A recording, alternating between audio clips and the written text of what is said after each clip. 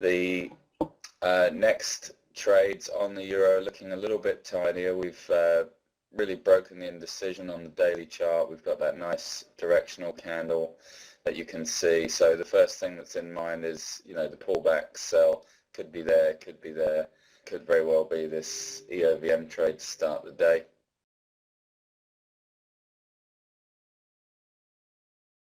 To start the day, I mentioned this was our first area to test. I was prepared to go either way with the EOVM, but obviously my preference was to just follow this trend. It's always the safest way. The WaveFX trigger was your first option instead of waiting for the EOVM, because it's obviously part of a bigger picture. It's part of this M8 leaning ghost pattern, which is that daily wave after the double tap. So, could have just jumped in there, but if you wanted to wait for this EOVM session to settle, then of course you got the EOVM trade anyway. So 2 opportunities into this trade. I'm pretty sure by the looks of it everyone in the room got these, so no problem there.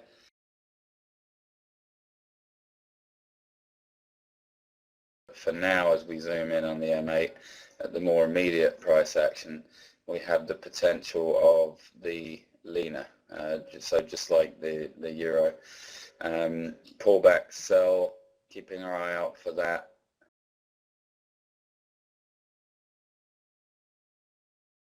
Technically you could have taken this as a ZTM trade or an M3 trade or a tick chart EOVM trade. It's entirely up to you, but market came open, it pushed up, it pushed down, it pushed up, gave you this beautiful little double tap pattern there.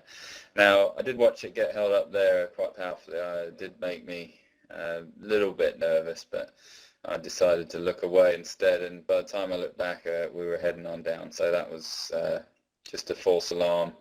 And that's why you really don't want to watch this until you're at least at your LP2. You take profit, because sometimes it can make you skip a beat. But that was fine. We just had a little reaction here. It's pretty understandable when you look at it as price action. It's very understandable why we had a reaction there, but then we came back down, just powered on through into this area, which was just a great place to take profit for that trade.